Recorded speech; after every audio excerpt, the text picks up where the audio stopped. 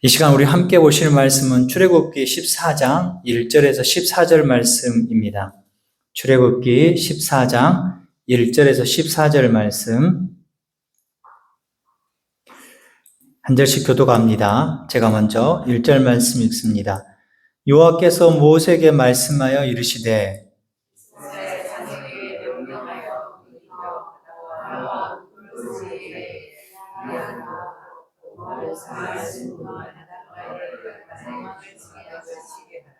바로가 이스라엘 자손에 대하여 말하기를 그들이 그 땅에서 멀리 떠나 광야에 갇힌 바 되었다 하리라.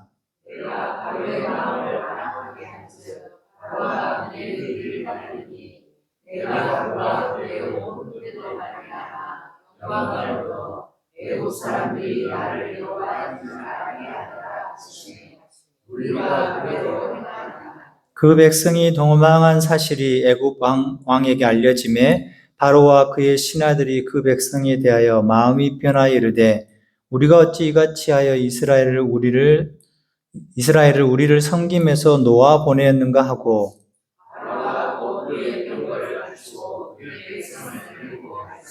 선발된 병거 600대와 애굽의 모든 병거를 동원하니 지휘관들이 다 거느렸더라.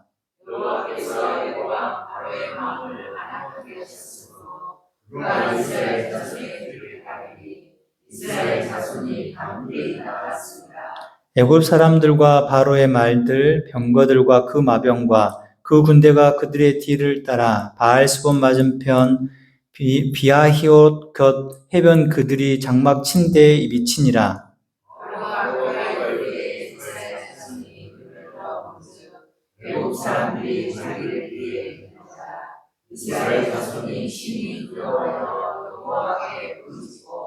그들이 또 모세에게 이르되 애굽에 매장지가 없어서 당신이 우리를 이끌어내어 이 광야에서 죽게 하느냐?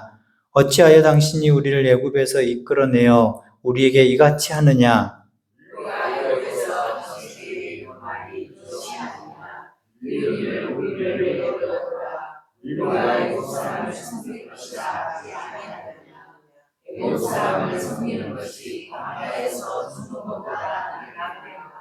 모세가 백성에게 이르되 너희는 두려워하지 말고 가만히 서서 여호와께서 오늘 너희를 위하여 행하시는 구원을 보라.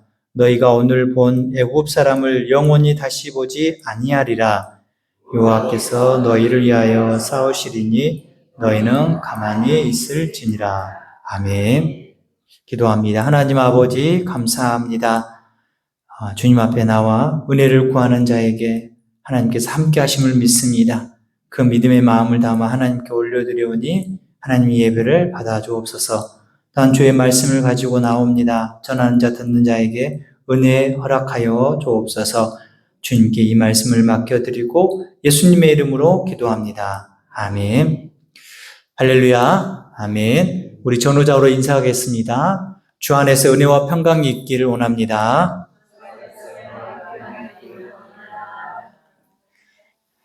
이 시간 또한 말씀의 은혜가 있기를 원합니다. 하나님이 이스라엘 백성을 애굽에서 나오게 하셨습니다. 이제 그들이 하나님께서 약속하신 그 약속의 땅 가나안 땅으로 출발합니다. 출발해서 어디로 가야 할지 이스라엘 백성들이 몰랐을까요? 알고 있습니다. 블레셋 길로 가면 일주일이면 가나안 땅으로 들어갈 수 있습니다. 그 길이 편한 길이고 그 길이 지름길입니다. 그런데 지금 하나님은 이스라엘 백성들을 다른 길로 인도합니다. 지름길이 저기 보이는데 왜 하나님은 우리를 다른 길로 인도할까? 제가 생각해봐도 광양에서 서울로 가려면 고속도로를 타고 올라가면 되는데 왜 목사님은 진주로 해서 마산으로 해서 갈까? 이건 뺑뺑 돌아가는 길이 아닙니까? 그리고 서울로 언제 갈지 모르는 상황. 이스라엘 백성들도 자신들이 생각했던 길이 아닙니다. 그들이 알았던 길이 아니죠. 지금 전혀 생각지 못한 길로 내려갑니다. 우리도 인생을 살아가면서 좋은 길, 빠른 길, 편한 길, 안전한 길을 원합니다. 그것이 믿음 생활에서도 그대로 드러나는 경우가 많이 있습니다. 그래서 우리가 그런 기도를 하죠. 하나님, 우리를 형통하게 해주세요. 하나님, 제 인생에서 문제 없게 해주세요. 혹 문제가 있으면 빨리 풀리게 해주세요. 그런데 여러분, 그런 기도를 해보셨죠? 저도 해봤는데, 근데 종종 하나님은 우리의 기대하지 않는 길로, 아니면 그 문제가 계속 쌓이고 막히고 그런 경험들이 있습니까? 왜 그러겠습니까? 오늘 말씀을 통해서 그 하나님께서 왜 그러시는지, 이스라엘 백성들에게 그렇게 하신 이유를 통해서 나에게도 어떻게 이끄시는지 그것을 말씀을 통해서 은혜 누리고 또한 그것을 삶 가운데 고백하는 우리 성도들 되시길 바랍니다. 오늘 본문을 보면 하나님께서 이스라엘 백성들을 인도하시는데 사람의 눈으로 일반적인 생각으로 보기에는 엉뚱하게 이해할 수 없는 길로 이끌어 가십니다. 블레셋 길을 놔두고 광야길로 인도하시는 거죠. 그런데 광야길이 그 길이 막다른 길입니다. 광야길로 인도했으면 그래도 물도 많이 있고 오아시스도 많고 군데군데 가다 보면 먹을 것도 많이 있어야 하는 광야길이면 얼마나 좋겠습니까? 그런데 광야에 발을 들여놓자마자 막다른 길이에요. 막다른 길. 2절 보면 이스라엘 자손에게 명령하여 돌이켜 바다와 믹돌 사이에 비아히롯 앞 곧 바알스본 맞은편 바닷가에 장막을 치게 하라. 제가 단톡방에다가 사진 올려드렸는데 거기 보면 정확하게 그 바다와 믹돌 사이에 비아히롯 앞 바알스본이 어떠한 곳인지는 확실히는 모릅니다. 대략 홍해 앞이나 아니면 홍해 가기 전에 바다 근처에 있지 않을까 이렇게 예상을 할 수 있는데 그게 중요한 게 아니라 하나님이 그곳으로 인도했다는 게 중요한 것입니다. 우리는 꼭 그 지역이나 고고학적으로 보면 그것이 어디냐, 그것을 꼭 발견해야 된다 이렇게만 집중하는데 하나님이 막다른 곳으로 인도하시는 거예요. 그 길에 들어서면 도망갈 길이 없는 것입니다. 사람의 눈으로 보면 그 길은 완전 잘못된 길입니다. 내비게이션이 잘못 가르쳐 주는 거예요. 내가 가고자 하는 방향과 정반대의 방향이나 아니면 내가 동쪽으로 가야 하는데 남쪽으로 계속 강하게 하는 것입니다. 그 결과가 어떻게 됩니까? 3절, 4절 보면 바로가 이스라엘 자손에 대하여 말하기를 그들이 그 땅에서 멀리 떠나 광야에 갇힌 바 되었다. 누가 알아요? 바로가 알아요. 많은 사람들이 아는 거예요. 4절도 보면 내가 바로의 마음을 완악하게 한즉 바로가 그들의 뒤를 따르리니 내가 그와 그의 온 군대로 말미암아 영광을 얻어 애굽 사람들이 나를 여호와인 줄 알게 하리라 하심에 우리가 그대로 행하니라. 여기서 중요한 말씀은 4절 말씀에 나는 여호와인 줄 하나님이 누구인지를 알게 하시기 위해서 두 가지예요. 이스라엘 백성들에게도 하나님이 누구신지를 알게 하고 누구도 애굽의 바로도 하나님이 누구신지를 다시금 알게 한다는 거예요. 하나님이 자신이 누구인지를 보여주시기 위해서 그 막다른 곳으로 이스라엘 백성들을 인도하신다는 것입니다. 아픈 바다입니다. 그러니까 아픈 바다니까 동쪽은 홍해바다죠. 서쪽은 사막입니다. 사막과 홍해바다 가운데 딱 갇혀 있습니다. 이러지도 못하고 저러지도 못합니다. 그 뒤에 누가 따라옵니까? 바로의 병거와 바로의 군대가 따라옵니다. 이제는 완전히 다 막혀 있습니다. 갈 수 없는 길에 서 있고 가나안 땅은 아예 보이지도 않습니다. 분명히 자신들이 아는 길은 빠른 길인데 정반대의 길에 왔고 또한 누가 쫓아옵니까? 애굽의 바로의 군대가 쫓아옵니다. 아까 3절 말씀처럼 바로가 그것을 보고 어리석다. 어리석은 사람들이 있느냐. 자, 이제 너희들은 도갈에 든 쥐다. 앞에 잠깐 말씀드린 것처럼 중요한 것은 도갈에 든지든 뭐든 간에 이 상황을 누가 만드셨나요? 하나님이 만드셨다는 거예요. 이 상황이 우연이 아니라는 거예요. 하나님께서 의도적으로 만드셨어요. 의도적으로 이스라엘 백성들을 도관에 든 짓처럼 만드셔서 누가 쫓아오게? 바로가 쫓아오게, 애굽이 쫓아오게. 바로의 눈에는 이스라엘 백성들이 도관에 든 쥐처럼 보이지만 실제 끝내는 누가 도관에 든 쥐가 됩니까? 애굽이, 바로와 병거를 탄 그 애굽 군대들이 진짜 도관에 든 쥐가 되어버립니다. 이 모든 것들을 이끄시고 인도하시는 이가 누구시냐? 하나님이시라는 거예요. 여전히 바로는 몰라요. 8절도 보면 바로의 마음이 완악하게 10번의 재앙을 보았음에도 불구하고 아직 바로는 모르는 거예요. 바로의 눈에는 지금 이스라엘 백성들이 처한 상황만 보는 거예요. 야, 갇혀있구나. 내가 가서 다시 사로잡아서 애굽으로 다시 데리고 오자. 야, 그들 도망갈 수 없으니까 내가 다 잡아서 우리 애굽에 다시 노예로 삼을 것이다. 근데 그 길에 들어선 바로도 도관에 든 쥐가 되죠. 이것은 성경의 곳곳에서 여러 군데에서 나옵니다. 하나만 보자면 그 에스더서에서 하만의 애가 나옵니다. 그는 유다 사람 모르드게가 자기에게 절하지 않는 것을 보고 그를 죽이려고 자기 집에다가 나무로 장대를 세웁니다. 거기다가 매달아서 죽이려고요. 결국 그 장대에 누가 매달립니까? 하만이 매달아 죽습니다. 자신이 죽어요. 자신이 영광을 받기 위해서 모르드게를 죽이려고 했지만 끝내는 그 자신이 자기 집에 자신이 만든 그냥 도관에 든 지가 바로 모르드게가 아니라 하만이 된 것입니다. 또한 십자가 사건도 마찬가지입니다. 사단은 하나님의 아들 예수 그리스도가 하나님이신도 불구하고 이 땅에 육신의 몸으로 오셨잖아요. 육신의 몸이시니까 피곤하시죠. 육신의 몸이시니까 배고프시죠. 40일 금식하시니까 얼마나 배고프시겠습니까? 얼마나 지치겠습니까?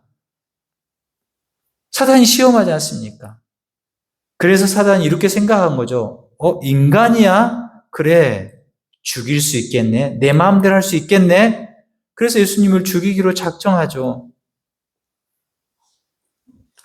예수님은 실제 죽음의 길을 가시죠. 십자가에서 못 박혀 죽으시죠. 그런데 결과는 어떻습니까? 사단의 영원한 패배입니다. 예수님을 십자가에 죽게 하면 사단이 자신이 승리할 것처럼 보였지만 예수님이 십자가에 죽으심으로 말미암아 예수님을 믿는 모든 자들이 영원한 생명을 누리게 됩니다. 아무리 사단이 공격하고 아무리 사단이 그를 넘어뜨리려고 해도 넘어뜨릴 수 없습니다. 누가 생명을 주셨기 때문에요. 예수님으로 말미암아 하나님께서 영원한 생명을 주셨기 때문입니다. 사단은 예수님을 죽이면 끝이라고 생각했지만 그 끝은 누구를 향해 있는 것입니까? 사단에게 향해 있는 것입니다. 사단의 길은 끝내는 멸망이고 죽음이지만 반대의 길은 어떠한 길입니까? 생명의 길이 되는 것입니다. 우리의 삶도 마찬가지입니다. 내 인생에 동서남북이 막혀 있을 때 도저히 내 인생 문제에서 답을 잡을 수가 없을 때 그런 상황에 놓여 있으면 우리는 어떠합니까? 주저앉을 때가 있죠. 하나님 찾지만 하나님이 들으시는 것 같지 않고 하나님 나를 버리신 것 같고 왜 하나님 나를 이런 길로 인도하셨지? 왜 하나님은 사방팔방으로 다 막아놓으셨지? 하나님 너무하시지 않나? 그래서 하나님의 뜻을 모를 때는 한탄이 나올 수밖에 없죠. 그러나 그렇지 않습니다. 여전히 하나님은 지금도 일하고 계십니다. 여러분 삶 가운데 일하고 계신 줄 믿습니다. 내가 비록 이해하지 못하고 하나님이 어떤 방법을 행하신지 내가 모르지만 하나님은 우리를 자녀 삼으신 것뿐만 아니라 끝까지 보호하시고 인도하신다는 것입니다. 그래서 우리가 하나님을 의지하는 것입니다. 그 하나님을 의지하는 여러분이 되시길 바랍니다. 그것을 알지 못하면 그 입에서 무슨 말이 나옵니까? 원망의 말들이 나옵니다. 하나님 왜 나한테 이렇게 하십니까? 본문에서도 그러죠. 이스라엘 백성들, 이스라엘 자손들이 어떻게 반응합니까? 10절 말씀. 바로가 가까이 올 때 이스라엘 자손이 눈을 들어본즉 애굽 사람들이 자기들 뒤에 이른지라 이스라엘 자손이 심히 두려워하여 여호와께 부르짖고. 두렵죠. 철병거 600대가 쫓아와요. 철병검은 그 시대의 신형 전차예요. 지금 우리나라 K9이나 K2, 지금 유럽이나 잘 팔리는 그런 전차가 막 쫓아온다고요. 근데 그 이스라엘 백성들에게는 아무것도 없는 거예요. 싸울 만한 무기가 없죠. 뒤에는 그렇게 쫓아오죠. 앞에는 홍해가 떡 하고 있습니다. 배가 있습니까? 아니면 그 건널 만한 어떤 무엇이 있습니까? 아무것도 없잖아요. 지금 이 사면초가죠. 자연적인 그 위험이 있죠. 홍해라는. 뒤에는 인간적인 장애물이 계속 쫓아오죠. 그래서 하나님께 부르짖는데 그 부르짖음은 두렵기 때문에 부르짖지만 진짜 하나님을 의지해서 부르짖는 게 아닙니다. 그 상황을 어떻게 할까? 그냥 걱정에 찬 모습만 있는 거예요. 왜냐하면 11절 보십시오. 그들이 또 모세에게 이르되 애굽에 매장지가 없어서 당신이 우리를 이끌어내어 이 광야에서 죽게 하느냐? 어찌하여 당신이 우리를 애굽에서 이끌어내어 우리에게 이같이 하느냐? 무엇라고 이야기합니까? 우리가 죽을 곳이 없어서 이곳에 끌고 나왔냐? 이렇게 이야기하는 거예요. 아니, 너 정말 우리가 애굽에서도 적당히 살다 죽을 수 있는데 왜 우리를 이렇게 끌고 왔느냐? 원망이죠, 원망. 그러니까 부르짖는 그것이 하나님을 의지해서 부르짖는 게 아니라 지금 원망 섞인 말이에요. 12절도 보면 우리가 애굽에서 당신에게 이른 말이 이것이 아니냐 이르기를 우리를 내버려 두라. 우리가 애굽 사람들을 섬길 것이라 하지 아니하였느냐. 우리를 그냥 내버려 뒀으면 우리가 거기서 애굽 사람 잘 섬기고 잘 먹고 잘 살 거 아니냐. 그리고 애굽 사람을 섬기는 것이 광야에서 죽는 것보다 낫다. 여러분, 이스라엘 사람들이 지금 자신의 상황을 보면서 애굽에 있었던 것이 더 좋지 않느냐. 지금 어려움이 부닥치니까 무엇을 보고 있습니까? 애굽의 군대를 보고 있고 과거 애굽에서 지냈던 생각만 하는 것입니다. 그들은 하나님을 보지 않고 지금 상황, 어려운 환경, 상황만 보는 것입니다. 그리고 원망합니다. 왜 우리를 여기 광야에서 이끌어내서 죽게 하느냐? 차라리 우리를 애굽에 그냥 내버려 뒀으면 더 좋은 거 아니냐? 이스라엘 사람들은 지금까지 하나님께서 그들을 인도하고 계셨습니다.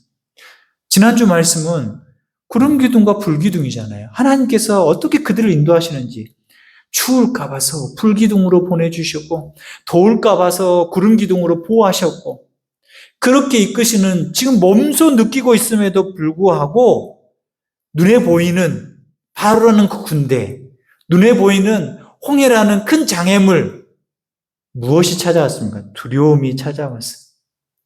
두려움이 찾아오니까 원망이 따라옵니다. 함께 가는 거예요. 그래서 지도자를 공격하고 지도자를 공격했다는 것은 하나님을 공격하는 거예요. 애굽으로 돌아가자. 이 내용이 출애굽기에 계속 반복됩니다. 이스라엘 백성들 조금만 힘들면 물이 부족하면 또 애굽 생각하고 먹을 것이 없으면 또 애굽 생각하고 우리는 어떻습니까? 우리는 이스라엘 백성들하고 더 낫습니까? 우리도 좀 힘들고 어렵고 문제가 생기면 내가 하나님 믿어가지고 이렇게 된 거 아니냐. 그런 분도 계신다니까요. 내가 교회 다녀서 이런 거 아니냐.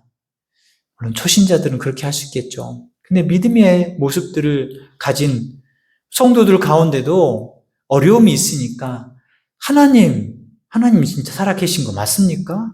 아니, 하나님 나한테 이럴 수 있습니까?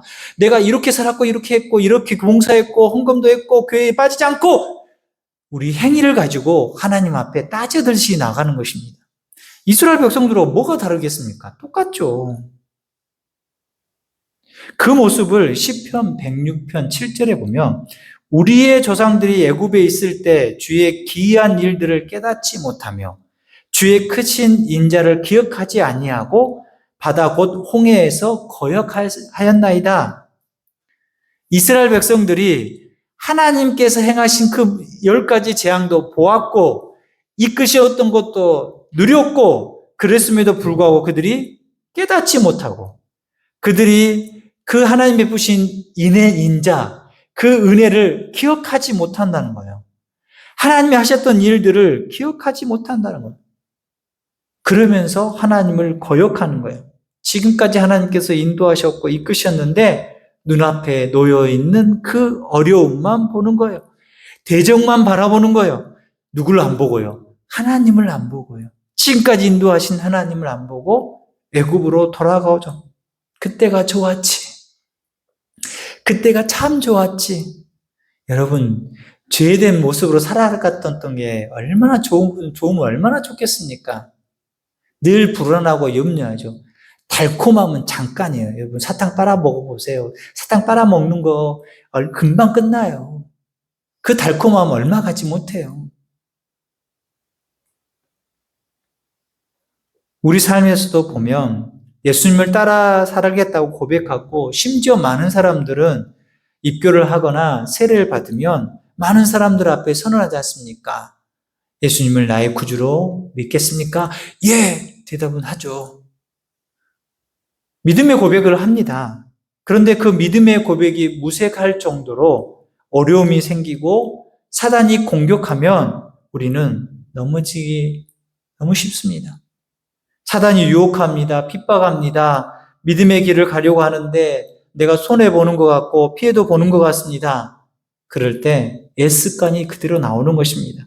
돌아가려고 하고 믿음의 길을 가기 전에 했던 즐거웠던 그런 것들이 생각나고 그때가 좋았지, 그때로 같이 가고 싶은 생각.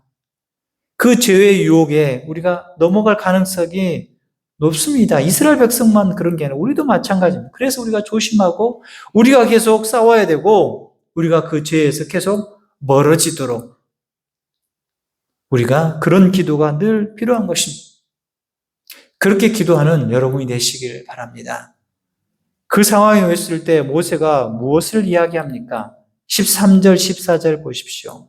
우리 함께 읽겠습니다. 13절, 14절 시작. 모세가 백성에게 이르되 너희는 두려워하지 말고 가만히 서서 여호와께서 오늘 너희를 위하여 행하시는 구원을 보라. 너희가 오늘 본 애굽 사람을 영원히 다시 보지 아니하리라. 여호와께서 너희를 위하여 싸우시리니 너희는 가만히 있을지어다. 아멘. 너희는 두려워하지 말고 가만히 서서 여호와께서 행하시는 구원을 보라. 13절, 14절에서 반복되는 단어가 무엇입니까? 가만히 서서 누가 일하시는 걸 보라고요? 하나님이 일하시는 걸 보라는 거예요.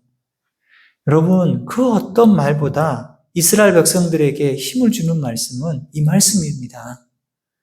하나님께서 자, 준비해. 내가 철병거 거기 600대, 내가 한 1200대 정도, 2배 정도 보내줄게. 그러면 더 좋은 말처럼 들리잖아요. 내가 너희들에게 잘 숙달된 군사, 저기 가나안 땅에 내가 준비해놨어. 한 몇 명 보내줄까? 내가 부른 대로 보내줄게. 그렇게 하나님께서 말씀하지 않으시고, 하나님께서 이렇게 말씀하시죠. 두려워하지 말고 가만히 서라. 두려워하지 말라는 거예요.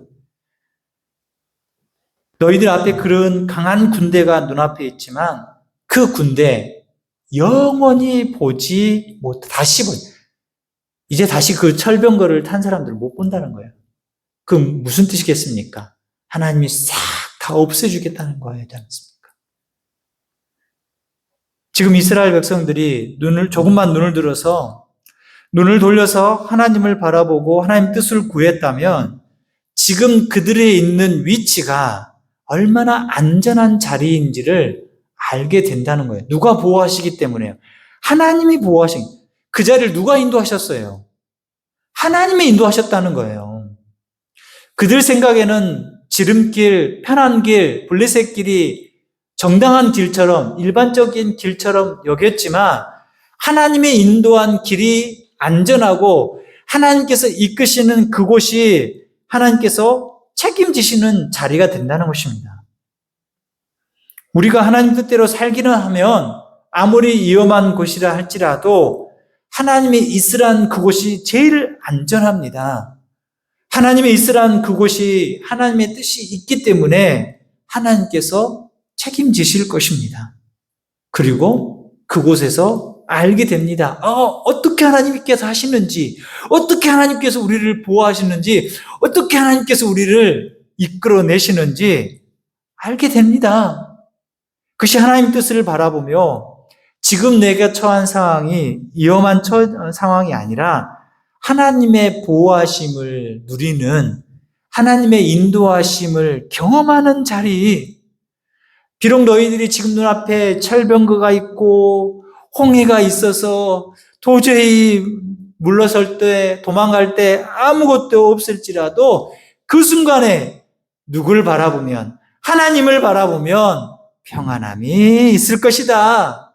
여러분 삶에도 여러분 어떤 위험이 눈앞에 있을지라도 하나님을 바라보고 하나님을 의지할 때 하나님이 주시는 평안함과 안전함이 있다는 것입니다. 그것을 누리시는 여러분 되시길 바랍니다. 모세는 정확하게 알고 있습니다. 모세도 지금 이스라엘 백성들이 처한 상황을 모르는 게 아니잖아요. 앞뒤가 다 막혀 있잖아요. 어디를 갈지 모르잖아요. 심지어 이스라엘 백성들이 지금 모세를 향해 삿대질하잖아요. 원망하잖아요. 당장이라도 죽일 듯한 눈으로 쳐다보고 있잖아요. 그런데도 모세가 흔들거리지 않아요. 왜요? 이 모든 일을 계획하시고 인도하신 이가 누구십니까? 여호와 하나님이신 걸 알기 때문에요. 우리를 위하여 싸우시는 분이 여호와 하나님이신 걸 알기 때문에요. 여러분 인생 가운데 어렵고 힘들고 문제가 있어도 그 모든 것들을 이끄시는 분이 여호와 하나님을 아는 것이 참된 믿음이라는 거예요. 모세 입에서도 원망의 말이 나올 수도 있죠. 불평의 말이 나올 수 있죠. 하나님 뜻대로 내가 이렇게 했는데 왜 나한테 이렇게 하십니까? 근데 그런 말이 아니에요. 너희는 두려워하지 말고 가만히 서라. 여기서 가만히 서란 말은 그냥 가만히 앉아서 멍 때리란 말이 아닙니다. 믿음에 굳게 서라는 거예요. 선다는 말은 심지를 굳건하게 서고 하나님께서 이루실 것이야. 그래, 하나님은 우리를 그대로 내버려 두지 않을 거야. 그 마음으로 서는 거예요. 그냥 가만히 홍시 떨어지라고 가만히 쳐다보는 게 아니에요. 하나님이 지키실 거야. 하나님 나와 함께 하실 거야. 하나님께서 나를 붙들어 주실 거야. 비록 이스라엘 백성들이 싸우는 것은 아니지만 누가 싸우십니까? 하나님께서 직접 싸우시는 것을 내가 믿는 것입니다. 여러분 삶 가운데도 그런 믿음의 삶이 되시길 바랍니다. 우리가 해야 할 일은 무엇이겠습니까? 두려움을 이기는 것입니다. 두려움을 물리치는 것입니다. 사단은 그 두려움을 우리에게 계속 심겨줍니다. 두려움을 심게 합니다. 너 두렵지? 너 흔들거리지? 야, 너 그 약점 내가 다 알고 있거든? 그러나 우리가 하나님의 뜻 안에 있다고 확신한다면 두려울 이유가 없습니다. 결국 누가 싸우시니까요? 하나님이 싸우신다니까요? 사단은 나는 싸워서 내가 이길 만한 힘이 없다니까요. 나의 약점 다 알고 있어요. 여러분 약점 다 알고 있어요. 여러분의 불안 요소 다 알고 있어요. 제가 은혜 받아가지고 청년 때 막 교회에서 부흥회 은혜 받고 딱 충만해가지고 막 눈물 콧물 흘리면서 딱 하고 집에 가잖아요. 그러면 집에 불이 다 꺼져 있어요. 불안해. 아버지가 약주 드셨어. 제 연약함을 사단이 알고 있어요. 불안하니까 그 순간 은혜 받았던 그 감동들의 모습들이 다 사라져요. 두려워. 내일 새벽에 나가야 되는데 어떻게 나갈 수 있을까? 아버지 또 깨시면 문 쫙 열고 들어가. 사단이 저의 약점을 다 알고 있어요. 네, 여러분. 내가 싸우는 게 아닙니다. 하나님이 싸워 주십니다. 하나님께서 이기게 하십니다. 사랑하는 성도 여러분, 지금 여러분의 삶은 어떻습니까? 막힌 길이 있으십니까? 답이 없는 상황 가운데 놓여 있습니까? 아니면 지금 두려움이 찾아와서 이러지도 저러지도 못하고 있습니까? 그런데 그 자리 누가 보내셨게요? 하나님이 보내셨어요.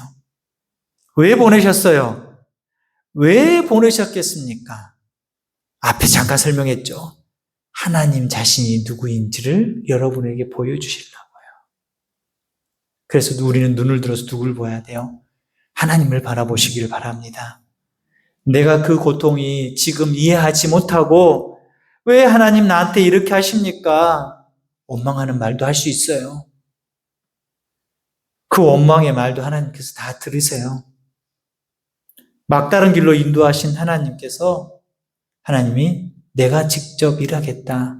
너 부담 왜 쓰지 마.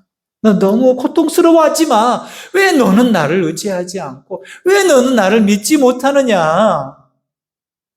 내가 너에게 내가 일하겠다. 내가 너와 함께 하겠다. 눈앞에 있는 상황이나 막혀있는 문제 보지 말고 나를 바라봐. 두려움 내려놓고 하나님 나를 바라보라는 것입니다. 여러분 삶 가운데도 그렇게 해서 하나님께서 직접 싸우시고 직접 길을 여시고 하나님이 누구이신지를 보여주실 것입니다. 그때 여러분 지름길 찾지 마세요. 사람 찾지 마시고요. 다른 방법 찾지 마세요. 하나님의 길을 찾으십시오. 하나님을 찾으시길 바랍니다. 그 길을 여시고 그 길 가운데 지키시는 그 하나님의 은혜가 있을 줄 믿습니다.